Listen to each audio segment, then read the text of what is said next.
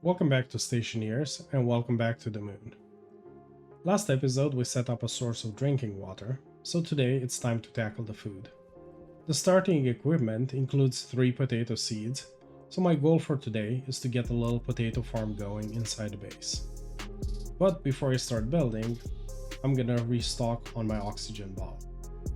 Looks like the backup ball didn't fill up properly, so I'm gonna need to crash some more of the oxide to top it off.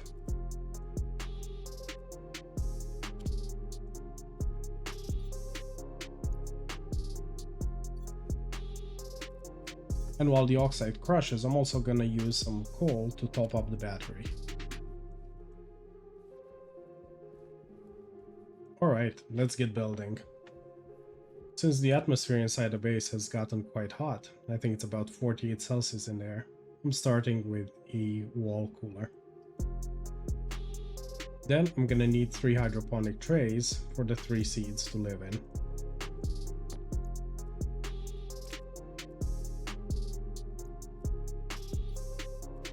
I'm getting quite low on cable, so I'm gonna make some cables as well. The wall cooler consumes electricity, so it has to be connected to the grid.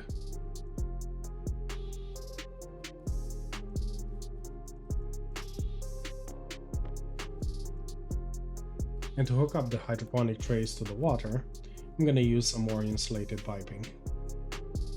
The wall cooler is not an efficient way to cool the base.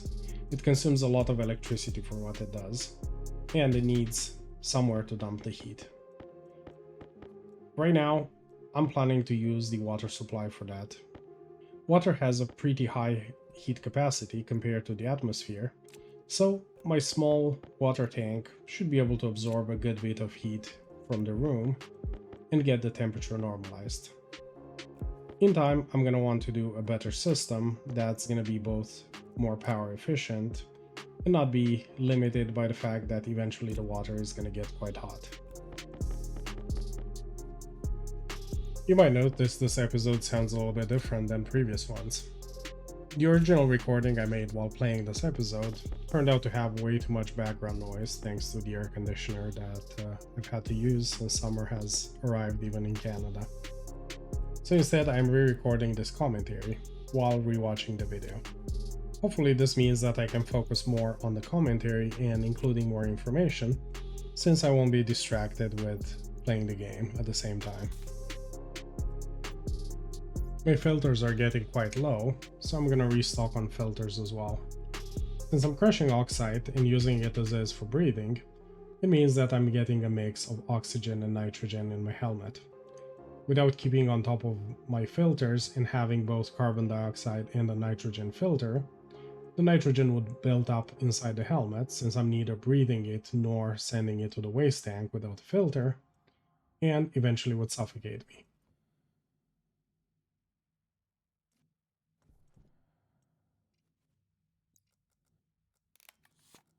The nitrogen one isn't fully expended just yet, so I'm gonna hang on to it to swap when it reaches 0. Okay, let's connect some pipes.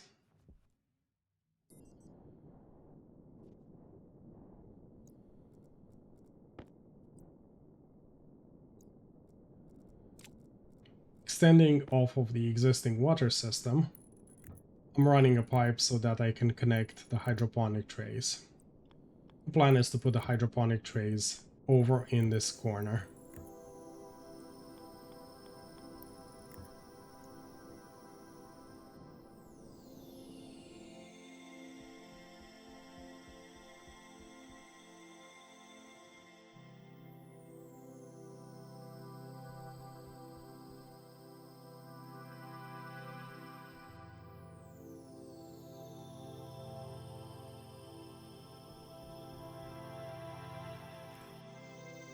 And there it is, morning has arrived.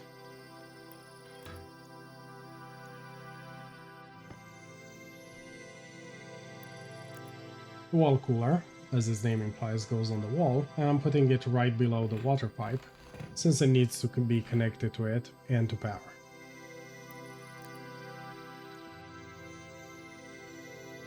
Normally, for my cooling setup I would go straight to an air conditioner, but an air conditioner does need some gaseous medium to dump its heat into. Since the moon has no atmosphere, there is no convenient gas to dump that heat in.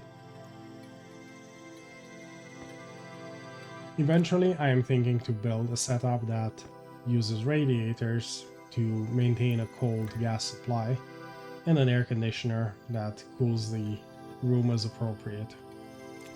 But that's a bit of ways. There we go. Looks like the room is cooling down.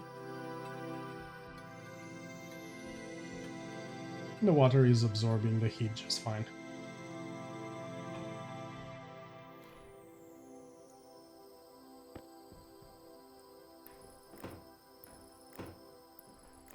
At first, I pondered waiting until the room was at an ideal temperature for the potatoes. That would be below 30 degrees Celsius. But in the end, I decided that they can endure suboptimal conditions for a little bit. I did not want to waste the sunlight of this day waiting for ideal temperature conditions. On many other planets, I would also build a grow lamp, but I'm hoping that with the moon having decent solar illumination, I'll be able to skate by with just the natural sunlight.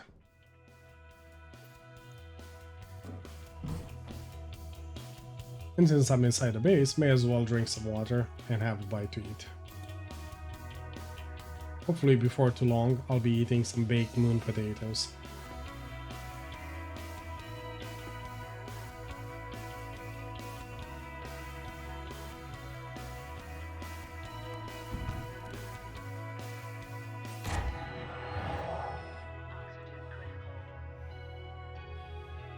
The potatoes are growing. Not very well, since the temperature is not ideal, but they're doing okay and they're not gonna die.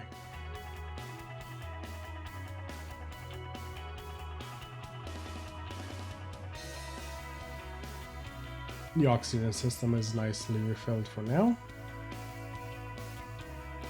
Since I don't have a way to automate that wall cooler just yet, and I don't want to go too far from the base, I'm gonna avoid going mining for the time being, and instead busy myself with a little side project. Since we started, I've been using floor storage rather extensively, and the workshop is quite a mess. So, I think it's time to spend a little bit of time organizing things, and even making a few lockers.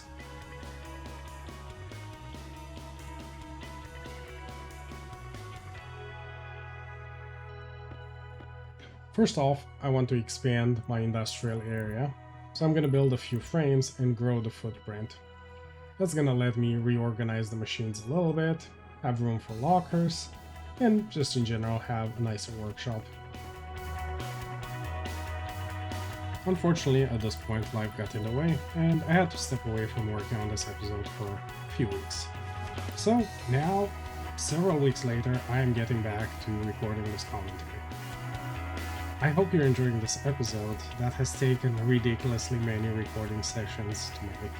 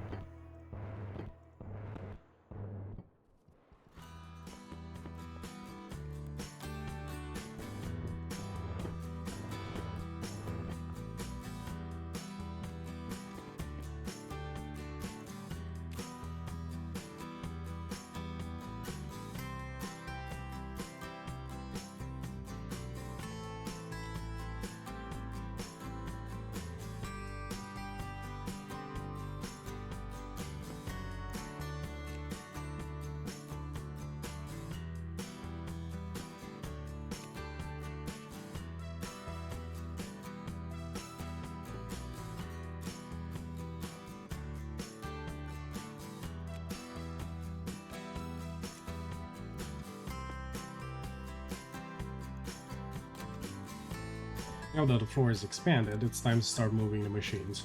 The pipe bender is going to move over to the left along the wall.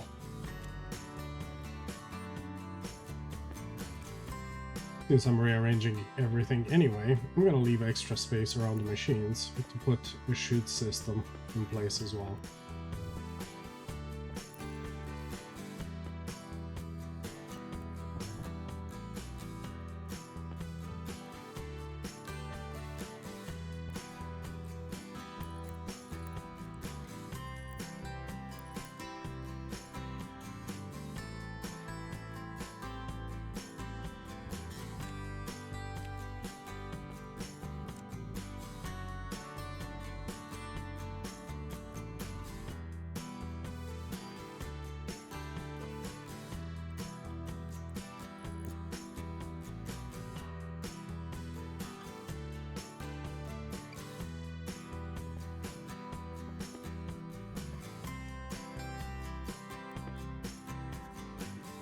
And since I'm a little tired of things flying over my platform, we're also gonna stick some windows around this corner.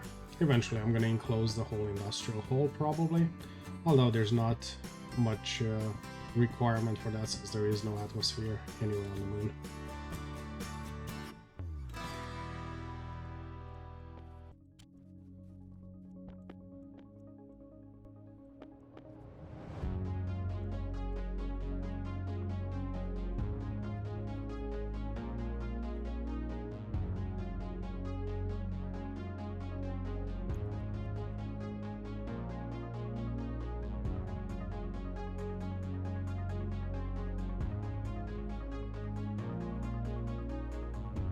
And it's time to check on the potatoes.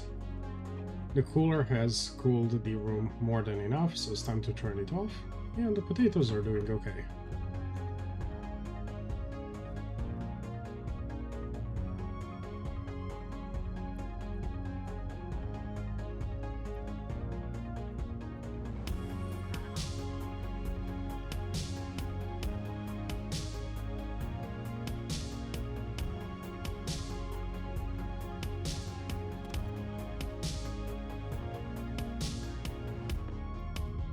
It's been a while since I played, so I don't quite remember the shoot options, especially since some new ones were added.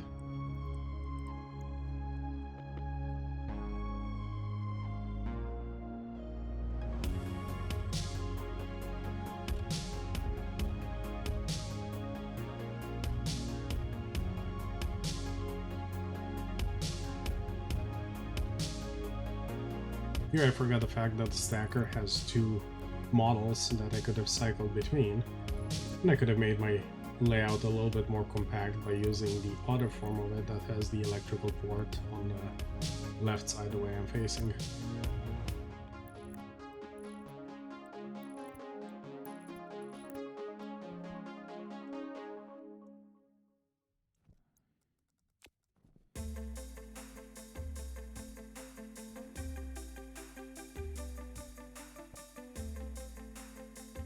Okay, time to relocate the electronics printer as well. This one is gonna go just around the corner along the outer window wall.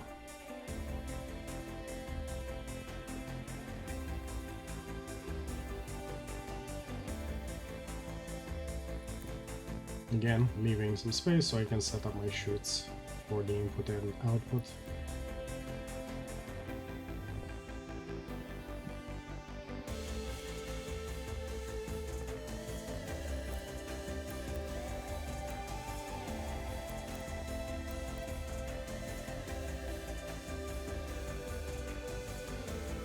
Unfortunately, my oxygen setup is gonna have to stay where it is for now. I don't want to lose the gases that are in the pipes. Although setting up a gas filtration system might actually be one of the next priorities that we tackle.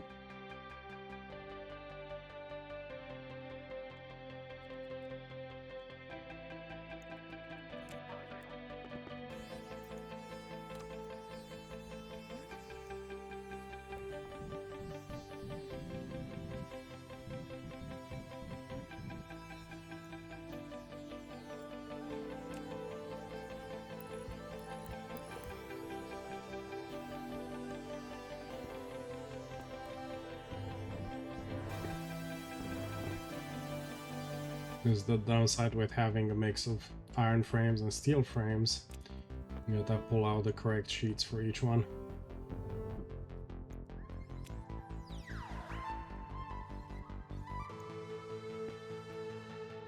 And here's the first locker.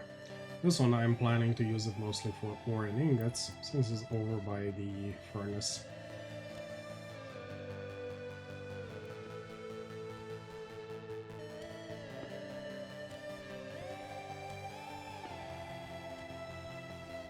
There we go, a little bit of tidiness on the floor.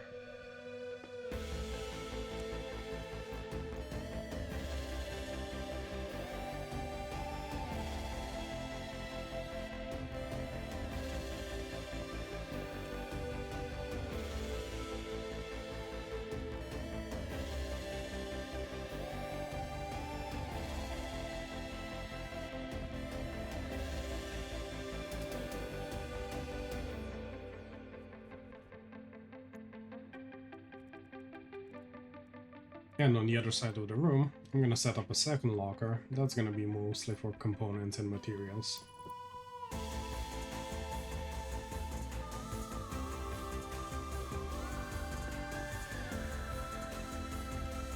With the extra storage space, I'm finally gonna be able to disassemble the starter crate. Not having to deal with storms has been a luxury that allowed me to leave things haphazardly about and use this unattached crate for quite a while now. On other planets I would have had a storm by day 8 or 9 for sure, that would have blown away all my things.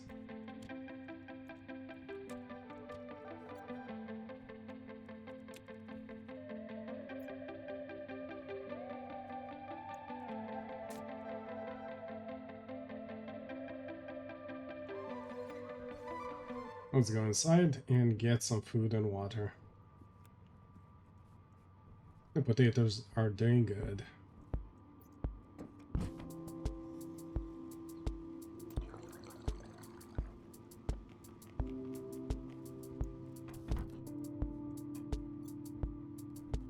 Okay, back to spring cleaning.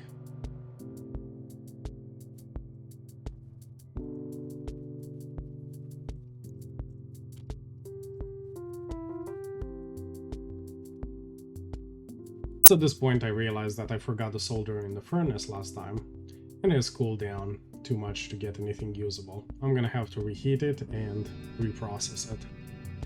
But now that I turned off the cooler in the base and I'm not worried about forgetting that on, I'm gonna go do some mining. So, I'll see you here when I get back. Well, I come back with a lot of resources. I unfortunately did not find any nickel, which is what would enable me to start making Invar and Constantine. But for now I'm gonna put away what I have, and I'm realizing that I forgot to empty the furnace before I left. So that's gonna take a little bit to unload.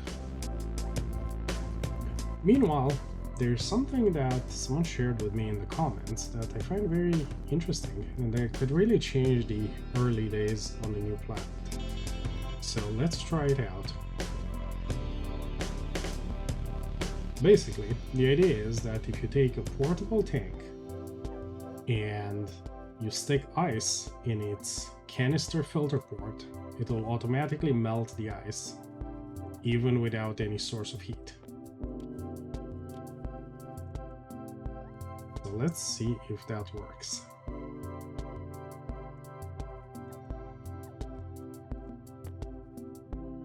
There's the tank,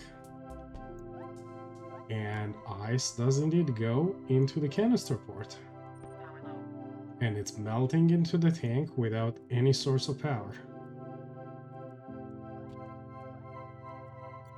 Now you decide if this is too cheesy to use or not, but it's definitely something good to know. So I'm using this method to mix up some oxide and volatiles and make some improvised welder fuel. I don't know how much more my welder has, but it'd be good to have a backup. Now the interesting thing is it gonna burn with the nitrogen still mixed in there?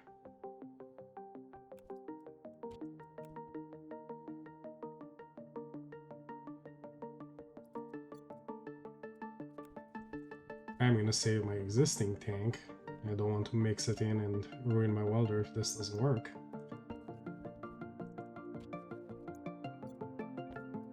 But it does work. There you go, 2 tips in 1. You can have fuel with some nitrogen in it, and you can use a portable tank to melt your ices without the time delay and energy expenditure of a crusher. Okay, the furnace is empty. Let's heat it up, and let's get cooking some of the metals that I brought back.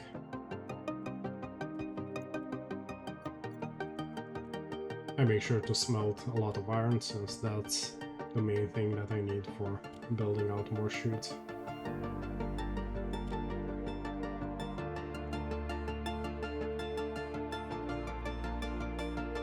Forgetting that I already have stackers, I decided to merge my small gold bars into a large one using the furnace. No big loss, but I could have just done that with the stacker.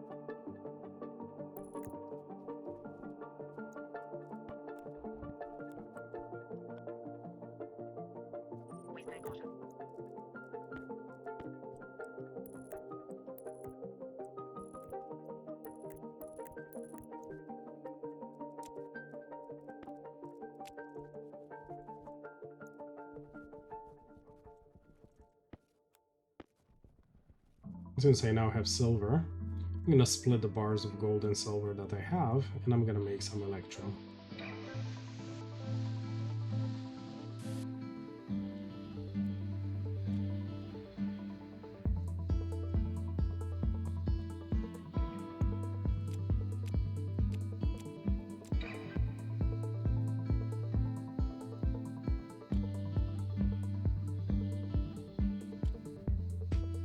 The furnace is too high of pressure, so I need to vent some before it's suitable for making electrum.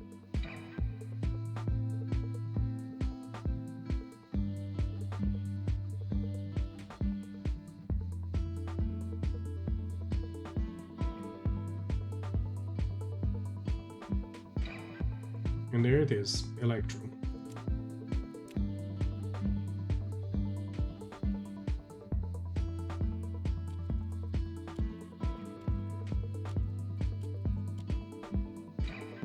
I also need to make that soldier that I messed up earlier. And this time, I'm gonna wait on it to be ready. Let's skip ahead. Almost there. And the soldier is done.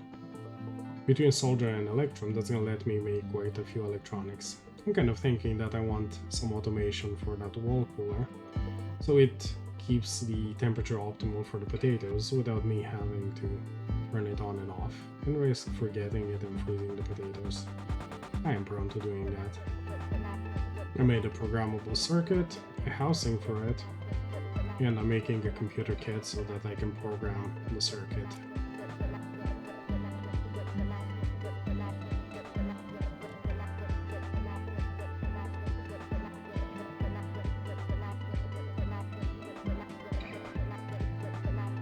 And of course, can't forget an editor motherboard so that I can edit the code using the computer.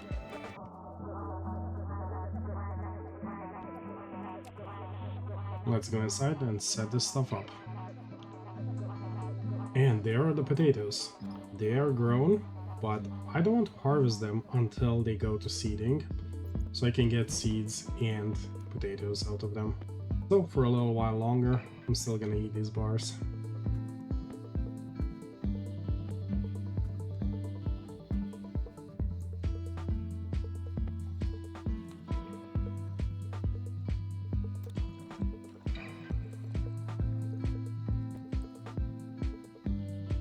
For now, we'll just set up the hardware, and I'm planning to write the code off screen, then share it in the next episode.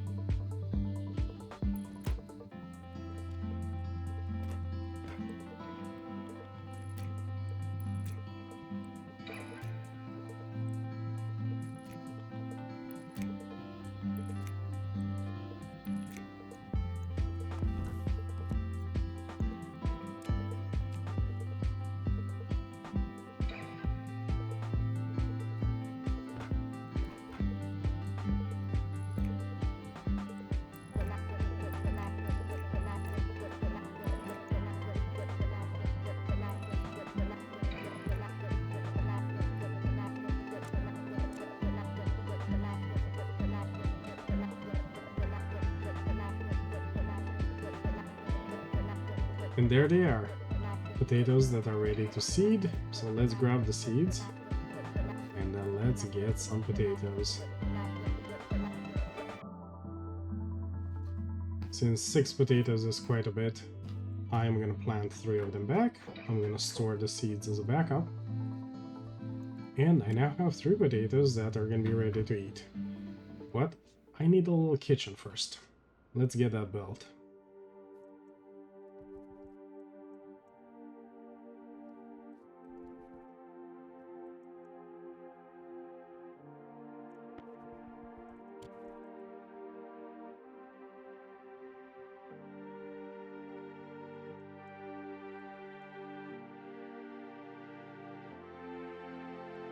Got the table, and I'm gonna build a microwave to cook the potatoes in.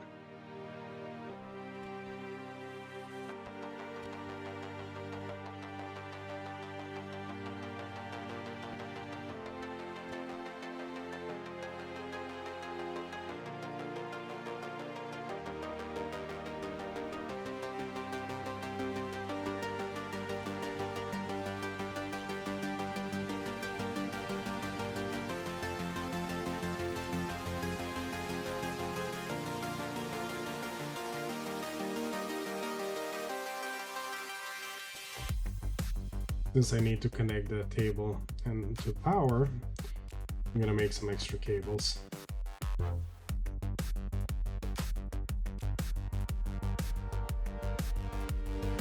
Okay, back inside, the potatoes already started growing a little bit.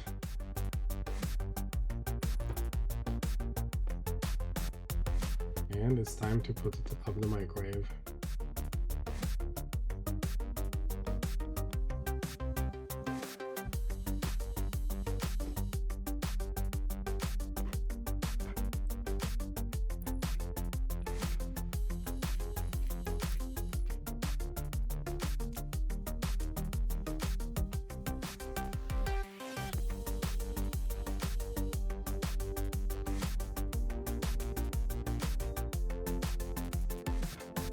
And there we have it, the first bite of moon-grown potato.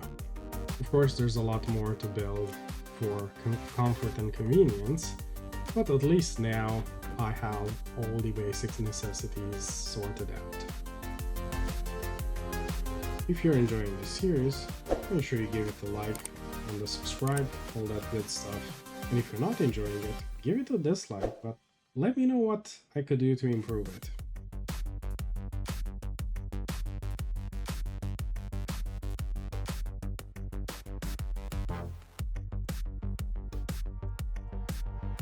Since I don't yet have a refrigerator, I decided that the best use of my extra potatoes is to build some more hydroponic trays and multiply them.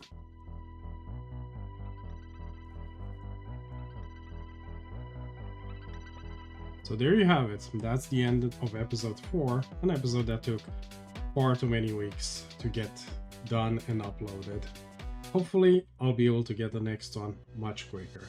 Next time we're going to take a look at automating that wall cooler so that the temperature management can be hands off, and I'm probably going to start capturing the furnace gases and look at separating them with some air filters.